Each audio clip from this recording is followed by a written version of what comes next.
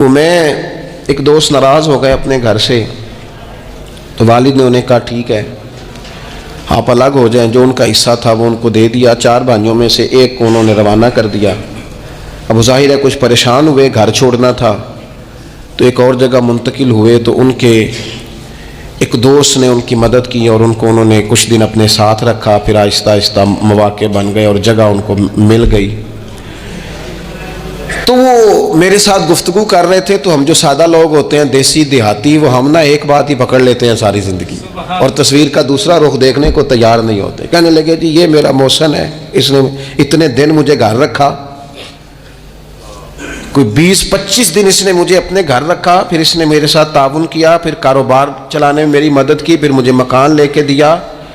1-2 سال تک کس طرح اس نے مجھے سپورٹ کیا کہ میں ٹانگوں پہ کھڑا ہو گیا۔ اماں ابا نے تو مجھے نکال دیا تھا،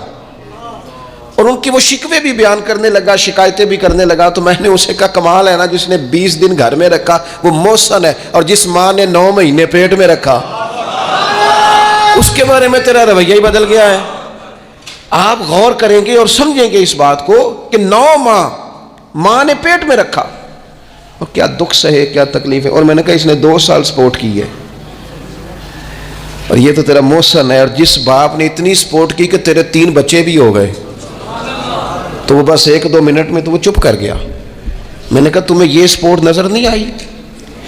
ہم جو پیر صاحب تک پہنچے، ہم جو استاد صاحب تک پہنچے، ہم جو دوستوں تک پہنچے، ہم جو رشتہ داروں تک پہنچے، ہم جو اولاد تک پہنچے، ہم جو سسرال تک پہنچے، ہم جہاں بھی پہنچے، اس پہنچنے میں پہلا کردار ہمارے ماں باپ کا ہے۔ یہ پہلی درسگاہ ہے۔ میرے والد صاحب اپنا نام نہیں لکھنا جانتے تھے، میری اماں اپنا نام نہیں لکھ سکتی تھی، لیکن میں اپنے دوستوں سے کہتا ہوں کبھی مجھے موقع ملے تو 2 جلدوں میں کتاب لکھوں گا اپنے ماں باپ۔ میری والدہ کے بارے میں کوئی مجھ سے پوچھے کہ آپ کی اماں کیا ہے، تو میں کہوں گا میری اماں میرے لیے یونیورسٹی ہے، میری اماں میرے لیے اتھارٹی ہے، اس لیے کہ اس گود کے اندر بیٹھ کے جو سیکھا ہے وہ کہیں اور سیکھنے کو نہیں ملا۔ میرے والد صاحب میرے لیے اسکول آف تھاٹ ہیں، میری سوچوں پر پہلا اثر ان کا ہے۔ ہم نا مطلب وہ نئے نئے رنگ، نئے نئے انداز، نئی نئی چیزیں دیکھ کر پیچھے ہم ہر چیز بھولتے جاتے ہیں، اور نوے نوے نہ یار بنائیے۔ میں نہیں جی اگوں آکھنا، اس لیے کہ میرا میاں صاحب سے یہ شکوہ ہے کہ تسی کمینہ ہی آگ چھڑیا ہے۔ یہ تو ثقیل لفظ ہے، صوفیاء ثقیل جملے استعمال نہیں کرتے، تو ثقیل ہے لفظ۔ یعنی آج کل بھی کسی کو کمینہ کہنا بڑا مشکل کام ہے نا، بندہ نالائق کہہ دے، بیوقوف کہہ دے، تھوڑا سا نا لفظ قابو میں ہے، لیکن کمینہ کہنا۔ لیکن میاں صاحب کہتے ہیں نوے نوے نہ یار بنائیے ایویں وانگ۔ او بھائی تھوڑا سا نا اپنے ماں باپ کے لیے بازو بچھے ہوئے ہوں، محبت ہوئی ہو، اور یار میرے رسول پاک کریم محبوب علیہ السلام، معصوم آمنہ صلی اللہ تعالی علیہ وسلم، نبی پاک علیہ السلام نے نا فرمایا جس نے لوگوں کا شکریہ ادا نہیں نہ کیا اس نے اللہ کا بھی کوئی نہیں کیا۔ اگر تو کسی کا احسان مند ہی نہیں، اگر تو کسی کا مشکور ہی نہیں، تو اللہ کا کیا شکر ادا کرے۔ حضور نے فرمایا جب کوئی تمہارے ساتھ نیکی کرے تو بہترین بدلہ دینے کی کوشش کرو۔ وہ بابا بلے شاہ صاحب نے نا کتے کی وفاداری کا بیان فرمایا ہے، اور بڑی سمجھنے والی بات ہے۔ بابا صاحب کہتے ہیں کہ کتا جو ہے نا اس کے ہم مالک ہیں، تو ہمارا بھی تو کوئی مالک ہے نا۔ فرماتے ہیں ایک روٹی کتے کو ڈالتے ہیں، دوسری مانگے تو کئی دفعہ لوگ جوتا بھی مار دیتے ہیں، لیکن خود مالک جو ہے کتے کا وہ پنکھے کے نیچے، اے سی کے نیچے سویا ہے، اور کتا جا کے صبح کسی درخت کے نیچے سوتا ہے، اور ساری رات مالک سویا ہوا ہے، یہ پہرے داری کر رہا ہے، اور کسی کو بھی اس کے گھر میں آنے نہیں دے رہا۔ کہتے ہیں تو کتے کا مالک ہے تو تیرا بھی تو کوئی مالک ہے نا۔ تو راتی جاگے تے شیخ صدامے، راتی تے جاگ دے کتے تیتھوں اتے، مالک دا در مول نہ چھڑ دے۔ وہ 4 سال بیماری آ جائے تو لوگ معاذ اللہ کے شکوے کرتے ہیں، اور تو جوتے مارتا ہے تو تیرا جانور تیرے گھر سے جانے کو تیار۔ لوگ بوری میں ڈال کے بند کر کے چھوڑ آتے ہیں، اسے پتہ ہے مالک چھوڑ گیا ہے، لیکن گھر آنے سے پہلے بلی پھر آ جاتی۔ راتی جاگیں تو شیخ صداویں، راتی جاگ دے کتے تیتھوں اتے، مالک دا در مول نہ چھڑ دے۔ پاویں مارو 100 جتے، ایک برکی دا قدر پچھانن پاویں مالک ہوں من ستے اے تیتھوں اتے رکھا سکھا کھا دنے جا رکھاں وچ ستے تیتھوں اتے اٹھ بلیا چل یار منا لے نہیں تے پھر بازی لے گئے نہیں کتے اٹھ بلیا چل یار منا لے نہیں تے بازی لے گئے جنہ تنام وچ عشق نہ رچیا کتے ہونا تھی چنگے اور ویکھو نا مالک دے کر راکھی کر دے صابر بھوکے ننگے اپنی زندگی میں کچھ مزاج شکر والا نبی پاک علیہ السلام نے فرمایا جو تم سے نیکی کرے اسے اچھا بدلہ دینے کی کوشش کرو اور حضور فرمانے لگے اگر بدلہ دینے کی طاقت نہ ہو تو پھر اس کے لیے دعا کرو اور اتنی کرو اتنی کرو اتنی کرو محسن کے لیے دعا کہ تمہیں یوں لگے کہ تم نے حق ادا کر دیا ہے پھر اس کے لیے دعا کرو اپنے محسنوں کا شکریہ اور یارو میرے نبی پر کوئی احسان نہیں کر سکتا لیکن میرے رسول پاک صلی اللہ علیہ وسلم سے جس نے تھوڑی سی بھی محبت کی نا مدینے والے لینے گئے میرے نبی پاک کو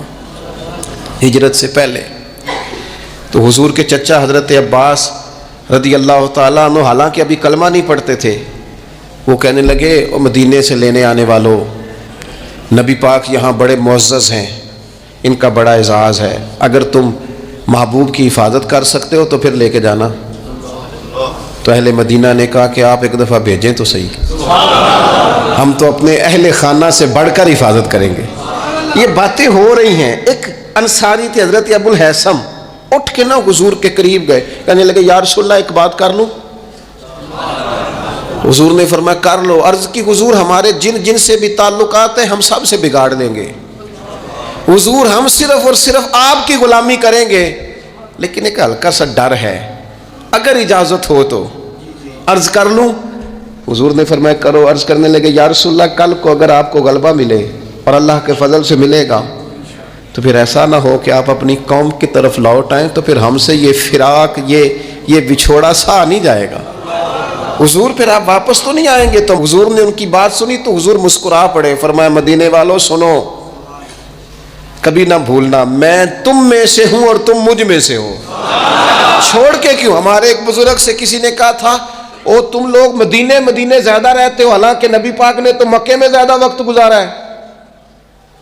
63 سالہ عمر مبارک میں سے 53 سال مکے میں گزارے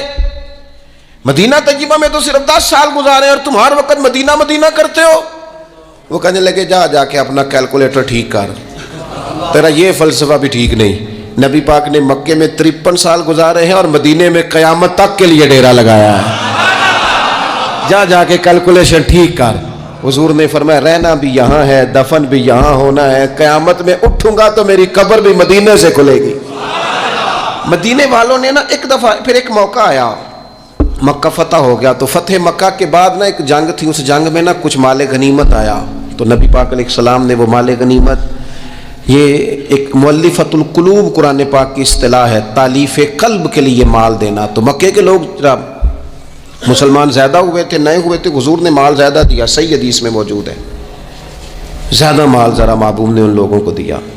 تو ایک دو نوجوان انصار مدینہ میں سے کہنے لگے ابھی تو ہماری تلواروں سے اہل قریش کا خون ٹپک رہا ہے اور مال انہیں زیادہ مل گیا تو حضور نے ایک خیمے میں اہل مدینہ کو جمع فرمایا تم نے یہ بات کی ہے سچ بولنے والے لوگ تھے عرض کی حضور ایک دو جوانوں کے منہ سے نکلی ہے نبی پاک علیہ السلام نے فرمایا تم یہ کہہ سکتے ہو کہ یا رسول اللہ ان لوگوں نے تو آپ کو تکلیف دی تھی ہم نے غلامی کی تھی تم اگر کہو تو تم سچے ہو اس بات میں کہ یا رسول اللہ انہوں نے تو آپ کو نکلنے پہ مجبور کیا ہم تھے جنہوں نے بازو کھول کے کہو تم یہ بات تڑپ گئے اہل مدینہ عرض کی حضور نہیں ہم تو اندھیروں میں تھے آپ کی برکت سے اللہ نے ہدایت کا نور عطا کیا یا رسول اللہ صلی اللہ تعالیٰ علیہ وسلم آپ کے ذریعے اللہ نے ہمیں اپنی پہچان عطا کی قرآن عطا فرمایا یہ ساری نعمتیں آپ کے صدقے ملی پتہ حضور نے اہل مدینہ کی وفاؤں کا کس طرح ذکر فرمایا مدینے والوں اگر ہجرت کا موقع نہ ہوتا رب نے ہجرت نہ رکھی ہوتی تو میں تو انصار مدینہ میں سے ہوتا اور حضور فرمانے لگے اگر لوگ چلیں مختلف وادیوں میں تو مدینے والوں جس وادی میں تم چلو گے میں بھی اسی وادی میں چلوں گا اور حضور نے فرمایا میرے مدینے والوں سے انصار مدینہ سے صرف مومن ہی محبت کرے گا اور ان سے جو بغض رکھے گا وہ منافق ہوگا.